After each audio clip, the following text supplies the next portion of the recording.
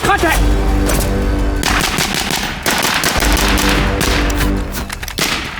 Move!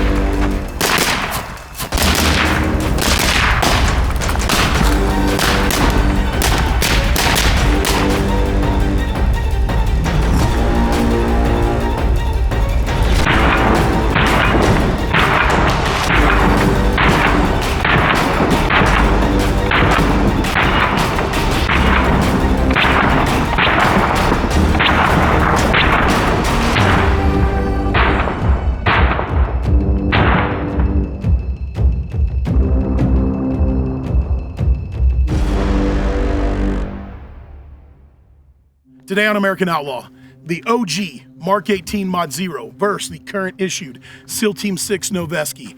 Is the old Mark 18 Mod Zero still combat effective? Let's ask a professional. Navy SEAL Jason Pike, how many rounds do you have on one of these? At least 1 million. At least 1 million rounds. Is it still combat effective in 2025? There's only one way to find out. Let's test it. Let's test it. And so let's go over this rifle today and talk about how you set it up, how the different guys set it up, why you did it. Just give us the history. So, as you said, this is a Mark 18 Mod Zero, and oddly enough, you have it set up almost exactly like I ran it, outside of one of the lasers, and being left-handed, obviously the pressure switch was on the other side, so I can dig my fingers into it. It is remarkable. And outside, you also have a flip-up mount right here so we can get into the iron sights. We didn't have that luxury. I don't think they had those back 20 years ago. But the only thing I really did not like about this was how unstable the stock was, or how flimsy it was. But Colt 4 lower, upper, really tight, machined really well. It had the fixed front and rear sights, which I personally didn't like because it kind of blocked my field of view. So there was at some point when technology advanced, we got away from that, and I removed those iron sights and just went to a red dot. I actually ran the same point as well, and as you can see, the field of view is so narrow, even out to about 75 yards. If the laser or glass goes down, I can still use that as a front and rear aperture and put rounds on target, at least 100 yards without a doubt. So that's one of the reasons why I did away with iron sights. Out to 75 yards, even without a dot, if you just got that sight picture, you could hit them. Yeah. Now, keep in mind that if I had the rifle here, I can still be locked in on a target at 100 yards and the rifle be canted up or down, left or right. So it does take some skill set to get used to, but I just preferred that method over running fixed sights. So the light, as you can see how bulky this is, a Surefire 951 if I recall. Then we got the IR lens, really good light. We have the grip here. One of the things that I did personally is I didn't like the pressure switches on the light, simply based on the fact that if we were doing contact drills, the barrel would typically heat up so much. If you didn't have that cable protected, it would melt the cable and create shorts. So then you're out there in the field and you're trying to unscrew everything and get it set up to where you can run it with your finger. But what I simply did is just ran my thumb around that, and I would just activate the light with the thumb, and I never had to deal with any NDs or anything like that in the house. We have here the PEC-2. PEC-2 is a invisible IR laser and then floodlight. As you can see how bulky that is. I ran it on top, so it didn't give you a lot of space to add anything else. And this is just a really, looks like a Swiss Army knife, but back then it was some of the most advanced technology Special Forces has. And on top here we have the PAC-5. This is a visible IR light. And it only lasted a couple years in our armory. I never ran it. I never saw a sniper run it. The Gucci guy was the one who put this on his rifle and never used it. There are some benefits to it, but at the end of the day, I can't justify run a visible laser, in an environment like this, because if I can see that laser at a couple hundred yards, it means the enemy can see it too. The Knight's Armament, what'd you call it? The NT4. NT4. I wasn't very familiar with suppressors. You got to take in consideration in Special Forces in our training, like I said, you're talking hundreds of thousands of rounds. And in our training, what we would do is when this rifle, after land warfare, goes back to the armory, there's a high chance that the next platoon that's coming in for training is going to have that rifle, or at least that upper. So you're talking several million rounds through that barrel and through the suppressor if they ran a suppressor. It was not uncommon for us to be running contact drills and you just see beside you a suppressor shoot off. Just a baffle strike. They were just so wore out, and the connector here was so loose you could take it off with your hands. But man, this is an icon, man. It's beautiful. I think I'm gonna take it from you.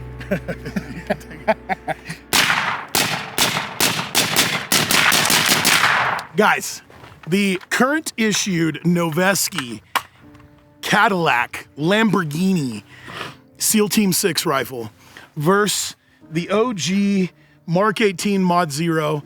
I figure there's no better professional than a man who's got 1,000,000 rounds on it. I would like to know which one's faster. Let's do a build drill. So what do you think? Let's do a projection before. I've shot this one before, obviously. I haven't shot that one. So what do you think is gonna happen? I think they're gonna be the same speed. Think so? I think so. What do you think? I think that one's gonna be a little faster. Think so? Just a little bit. All right, we're gonna do it 2 times each. Jason's a left-hander, and look how he has to manipulate the safety. He didn't even talk about it. He already started manipulating it because, did they have ambidextrous when you were in?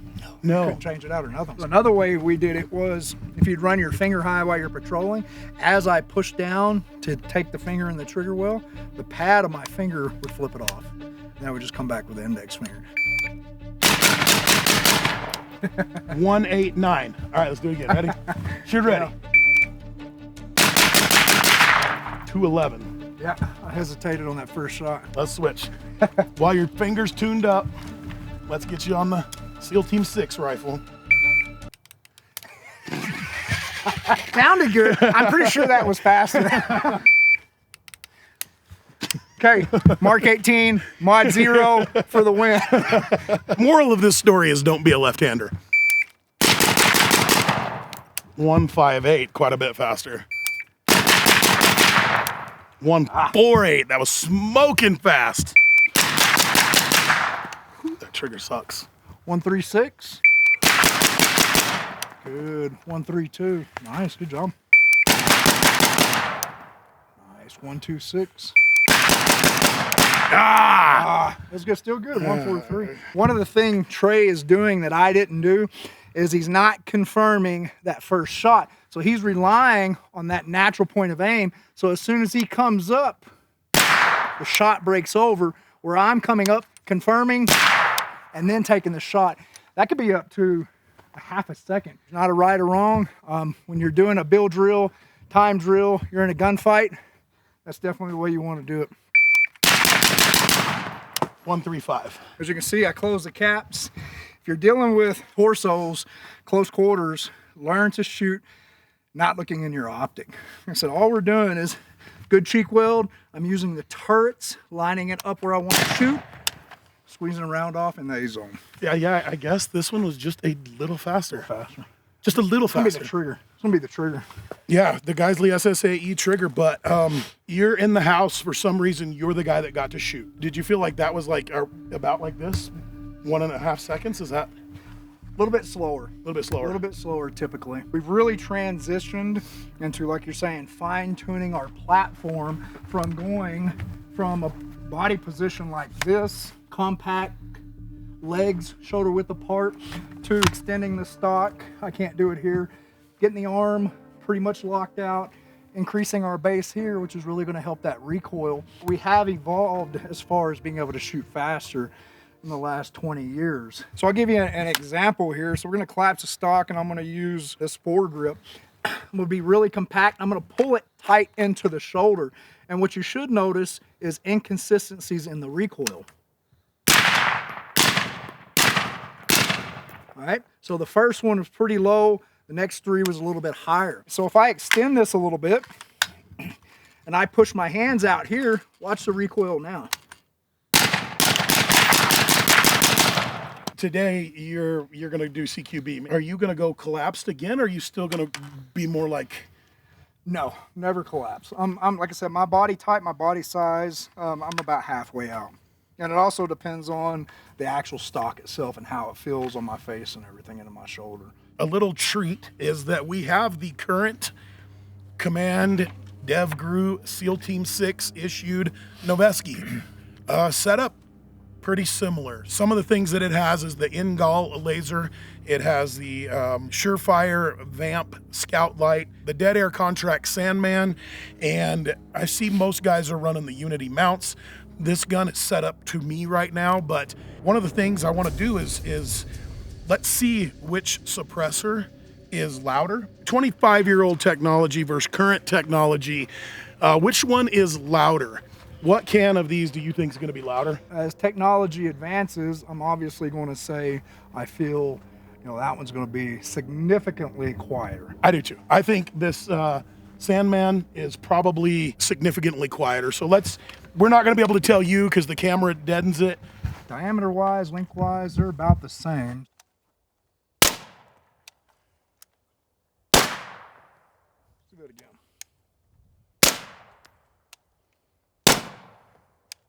I think that one's quieter. Yeah, I do too. Let me see that one. Neither one of them are loud. They're not hurting my ears. Are they hurting your ears? No, not at all. What'd you say? All right, go.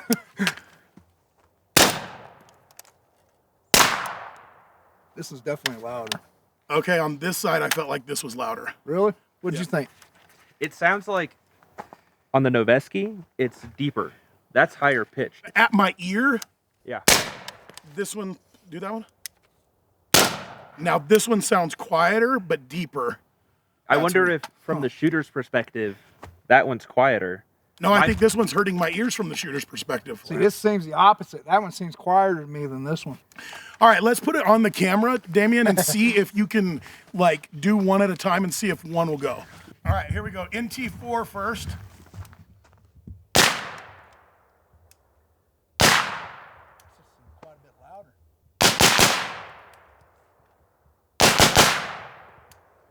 Yeah, this one just seems louder to me. So it's too hot to touch right now, but if you look back, you can see how much we could wiggle this NT4 and then how many literally he's seen punted off a gun. I would pick the Dead Air. Yeah, that one won't move. That one moves right now. Yeah, this one moves too much. The Dead Air is an incredible silencer. I like it a lot. It doesn't hurt my ears. I was surprised it wasn't a lot quieter, but then I just wonder if maybe that's just as quiet as a suppressor and a supersonic round gets. Remember guys, the purpose of a suppressor is not the sound. It's muzzle flash, first round pop, then the sound. But the main purpose is muzzle flash because if you look around all out here, in my clothes now with my black shirt, it would be really hard to see me 50 yards from here, but you would see my muzzle flash. And so if I'm shooting at you at night, that's where the purpose of a suppressor, am I right? Yeah, 100%. Obviously, sound reduction does help, but listen to that sound echoing through these canyons. I mean, you pull that trigger, unless you have some serious subsonic ammo, you've just let everybody know you're in their territory. I mean, there's no way around it. Yeah, so having a silencer is great, but everybody knows we shot. We didn't hide that from anybody. In my personal mind, I'm wanting it for flash suppression and just to take that crack off my ears. So if it does that for me, I don't really care that this brand was 1 decibel quieter than this brand now. No. At the end of the day, find what company you want to support and support them. Yeah, for a lot of great companies, yeah. What about 300 Blackout? Why would you bring that up? Question I have is, now that you've got to mess with this one a little bit, and you got to spend a lot of time in combat with this one, would you be afraid to go back to combat with this rifle? Oh no, I would use that in a heartbeat. I definitely wouldn't run the suppressor unless it was a new suppressor that I know that hadn't been shot out. I'm just gonna say, I'm horrible about cleaning my guns. So the way that I go is, I don't have a lot of time on this rifle. I have a lot of time on these rifles. I would say the number's about 600 rounds, and then my bolt is not working. I'm having to jam it. I'm having to, on a range day, right? And so what I do is I just take some break free, spray it inside of there, and oil it. But you have a better product, and so tell us about your product. So this is called Tier 3. It took me about 1.5 years to develop it. It has 3 melting points as far as the paste. I personally like the paste better. It's not messy, it's biodegradable, non-toxic, wash it out, 100% American made. And it's interesting, you know, what we see with a lot of the newer rifles is they're very pristine as far as their tolerances. And this is most likely why you're dealing with that issue. The paste itself, if you put this on the rifle, will actually bind to the carbon buildup. And as it melts away, it carries that carbon with it. So the reason why I like the paste is I'll wipe it on. As you start shooting it, it heats up. The metal expands slightly, sucks in some of the lube, and then you can wipe it down to where it just looks like bare metal. And as you start shooting it, it'll excrete only what it needs to because it has multiple melting points and keep the rifle completely lubed. That's crazy to me. Where can we get it? So go to the website, frogmantactical.com, and just go to the Tier 3 tab. Everybody had a single point sling. Yeah. And now today we look and we see like these new rifles, they're double point slings. What did you like and dislike about the single point? So what I really liked about the single point is you can move it around the body easy. Last thing I want is a 2-point sling right here, me moving forward on somebody getting ready to cuff them, because if they were to turn around, then we have a rifle in between bad guy and good guy. When we have the single point, I can actually sling it over here, either behind my rifle catch or magazine pouches, and it'll stay right there.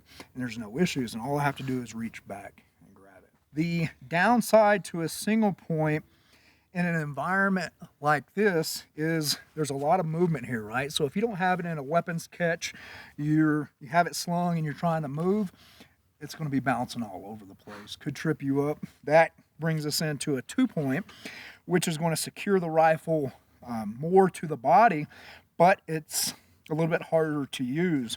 And it's interesting, no one's caught on to this. Everybody's starting to move the sling rings further back to a single point position. So the question is, and I'm not telling you right or wrong, because there is a little bit of difference in the restriction of movement from this to that. So we're reverting back to a single point sling without even identifying it. So we were just about to film a different segment of this, but Jason just did this and this is crazy.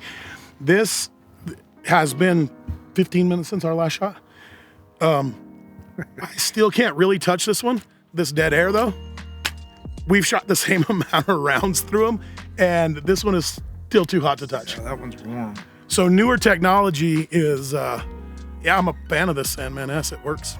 You went to war with this gun saved your life, it saved other men's life.